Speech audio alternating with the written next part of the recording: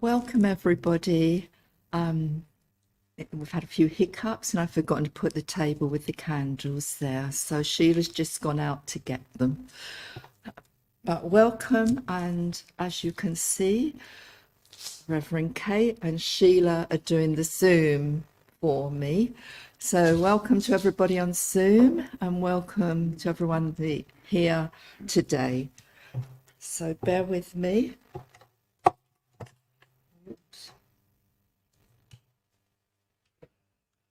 So Advent, this is the first day of Advent, and Advent is quite a poignant time. It can be a time of sorrow, it can be a time of great joy. So it's both sides of the same coin, really. And I know a lot of us feel quite sad at this time, and it's Grief Awareness Week next week, but also there's the joy of the lights of Christmas that are around. And I'm just going to do a little plug here. It's a Santa fun run today. So they will be collecting for charity. So please put your hand in your pocket or your purse. Okay. Now I'm going to try to light the chalice. It worked earlier.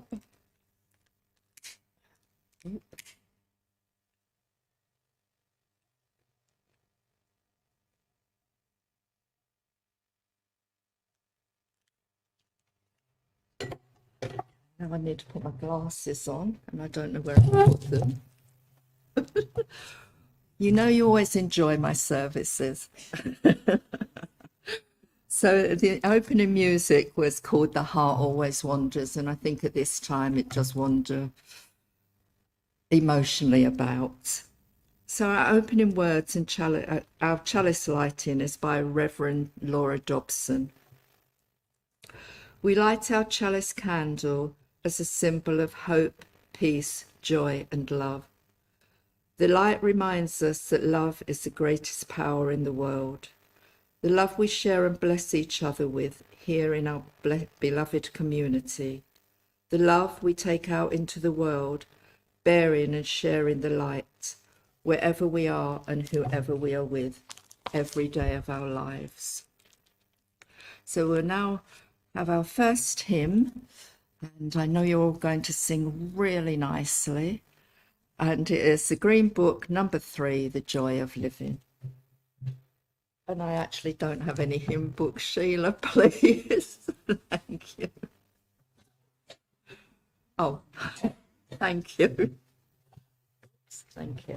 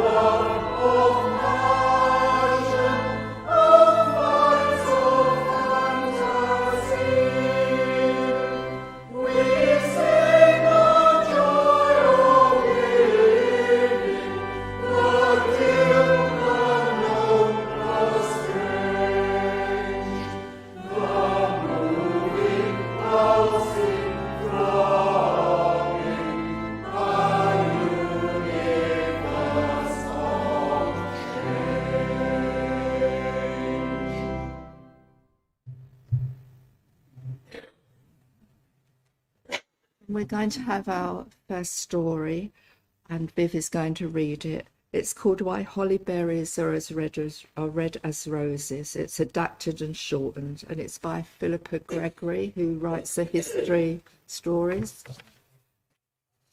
Okay. No one plants a holly tree so darkly green and prickly. So where do they come from? They grow everywhere. Every park and hedge had a holly. As if the day-to-day park and hedge and neglected garden needs such a nighttime mystery embedded in the ordinary. I look around my little winter-blasted garden and feel powerless at the sight of the holly tree that leans against my house, reaching nearly to the roof. Grey bark as smooth as a slow worm, leaves impenetrable as a hedgehog, green as death. I shall have a tree surgeon to prune it. Better still, rub it up. Its great head is pressed against my bedroom window. Its stringy roots wind like snakes around the foundations of my little town house.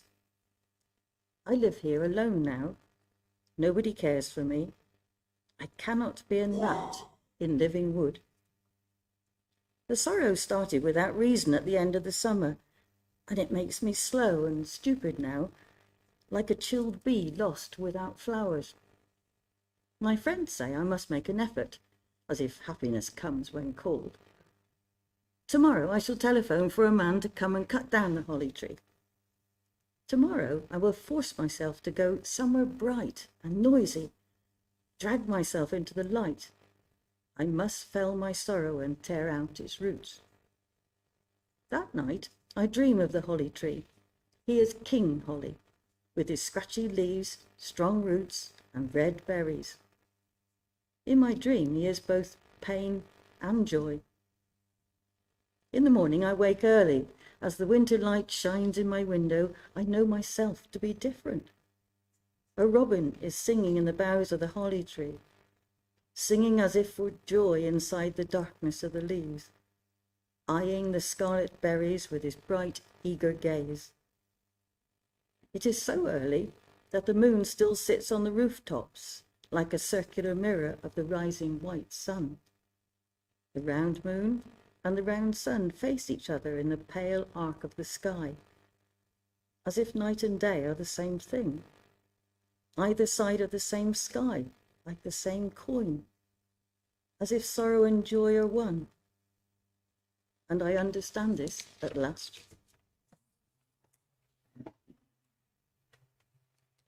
Thank you, Viv.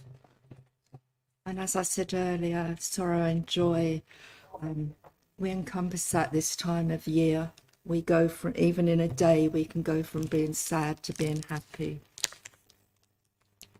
So we're going on to our second hymn, and I chose it just because it's one of my favourite hymns.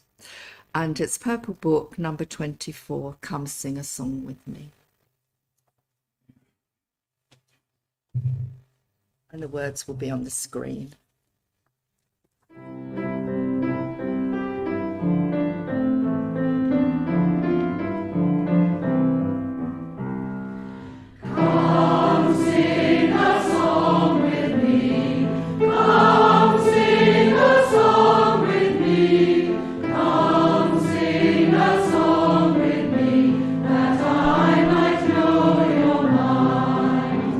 And I bring you home.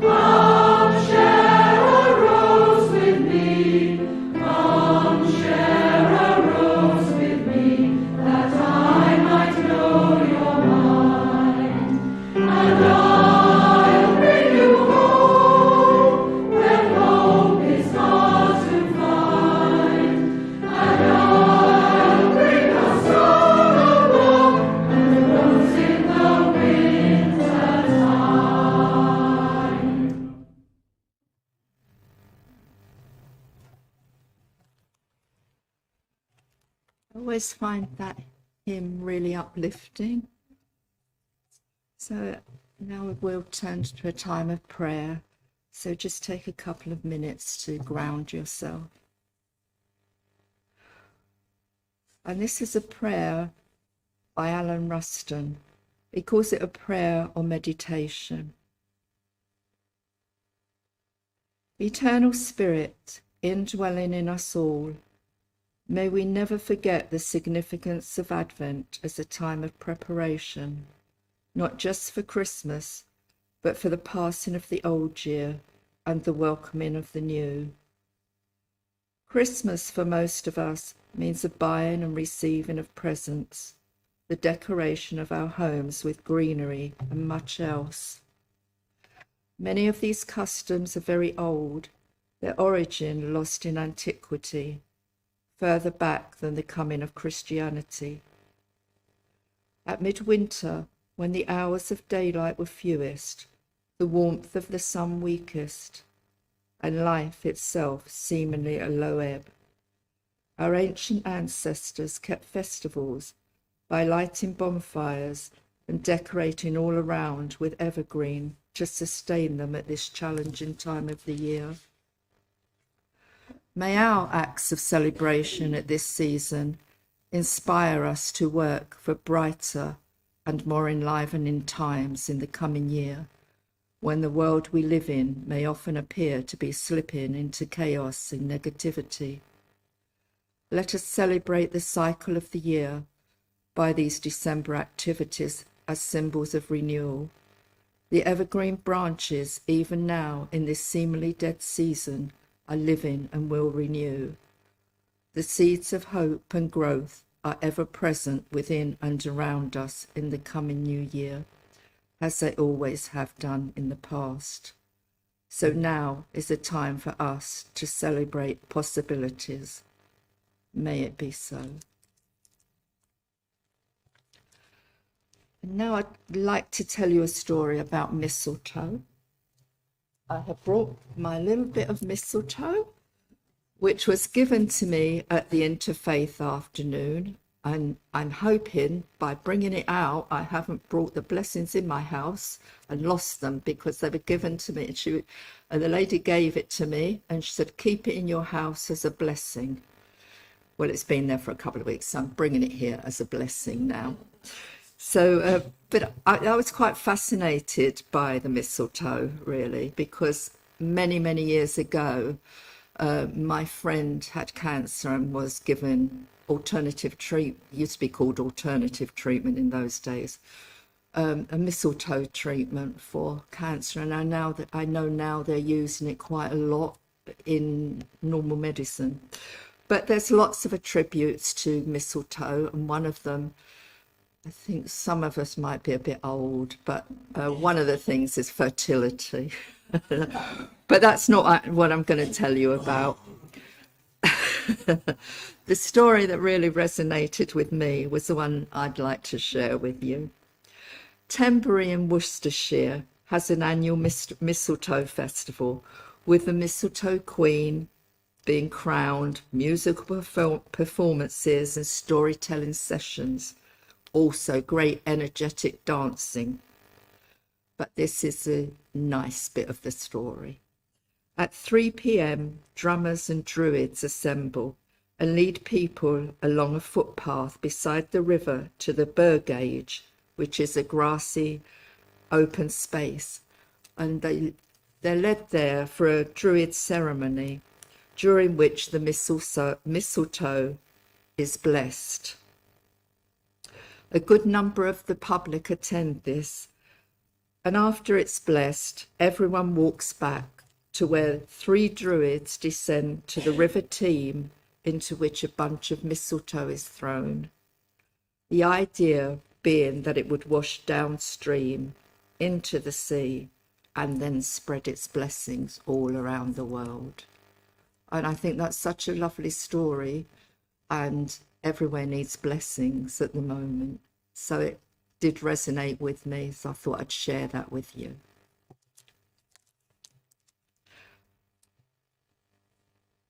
So we're now going to have a short meditation, and it's a children's meditation, but I think we're all children at heart, aren't we? And then there will be a short silence and some music. So if you just close your eyes.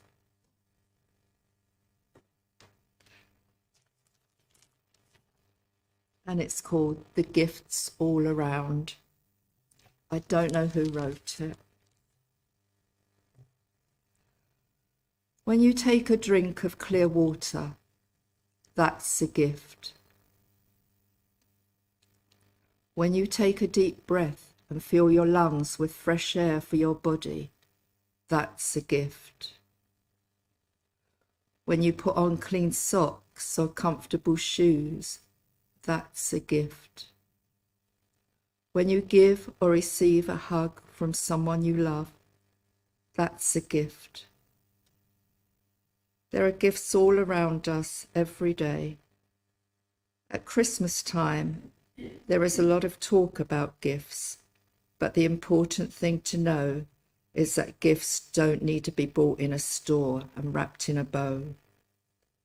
When you are thankful for the things you have all the gifts you could ever want or need.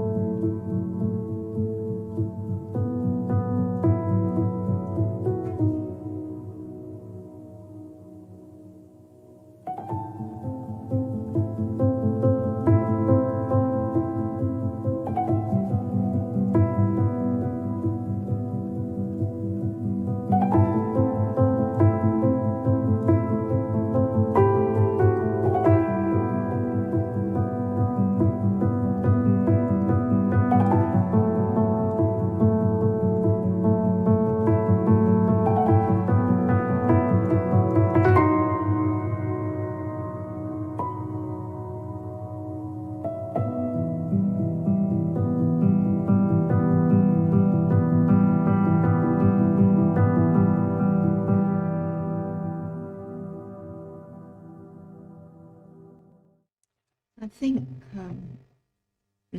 I think it was Leonard Bernstein, Kate might know this, that said music is the way to the soul. I think he said something like that. Anyway, I believe that is true. So we will now have our third hymn, which is number 82, People Look East. And thank you, Sheila, for sharing that on the sing-along, because I'd not heard that before. So I think you'll all really like this hymn. So it's number 82 in the Green Book, People Look East. And stand if you're able.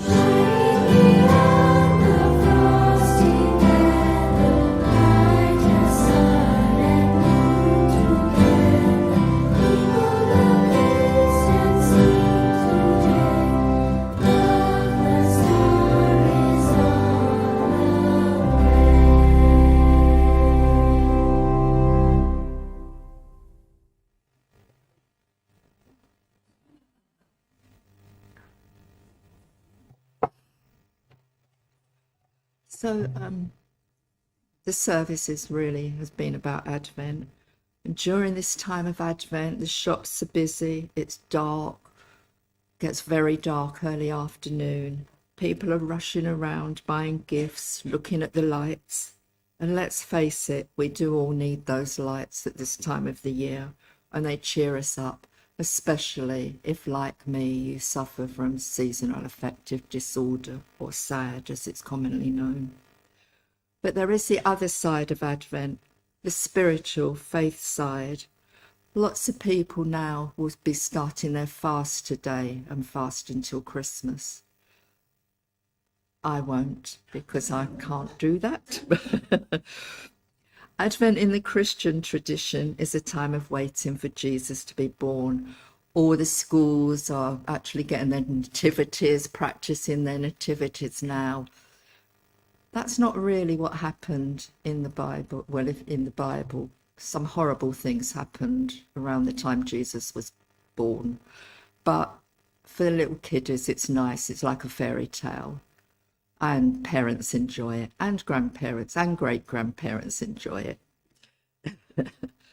So during this time, it's a waiting time, really, for Christians. It's a time of reflection and hopefulness, and a time that all of us, whatever faith, religion, or no religion, it might be a time for reflecting and reading from different spiritual texts and spiritual writers each day. Maybe take a little bit of time out and read a passage from somewhere.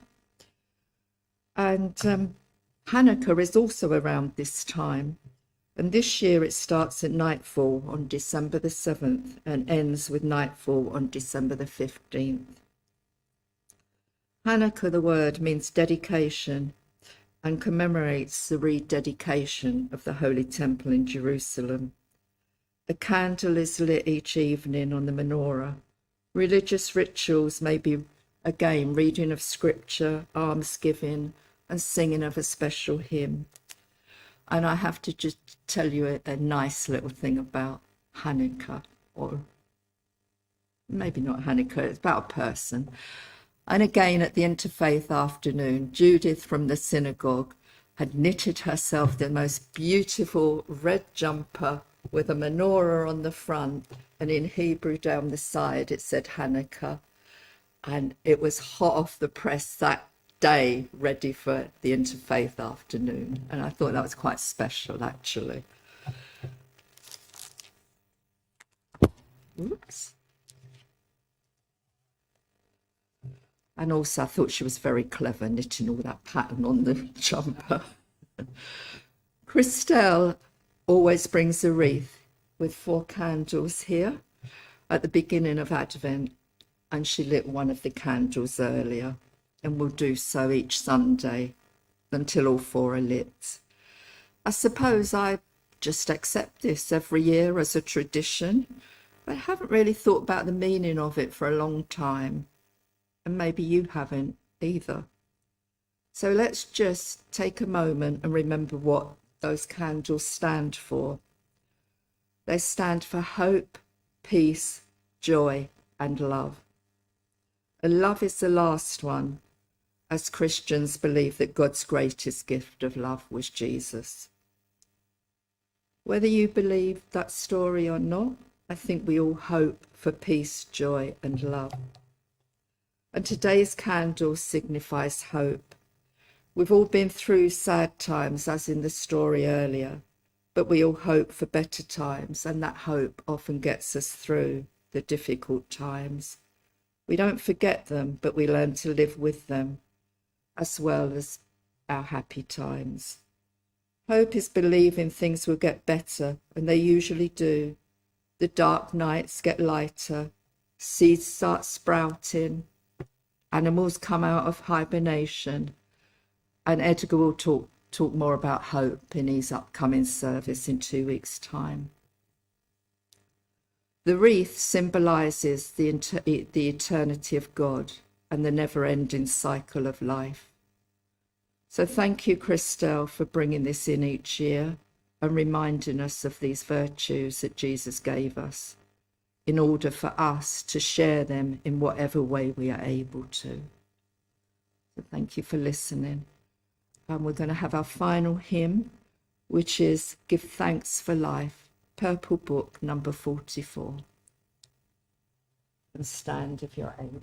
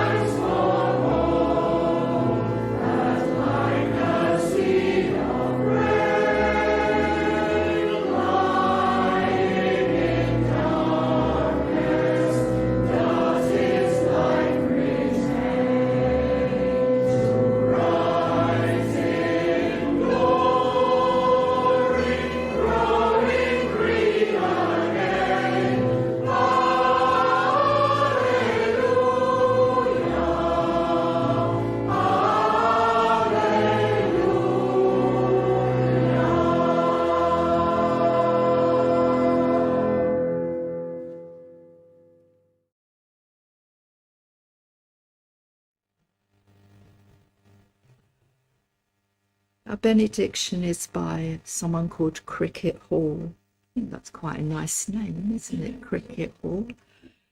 In this time of waiting, may we hold the world in our hearts. In this time of waiting, may we hold each other's hands. In this time of waiting, may we be thoughtful and introspective.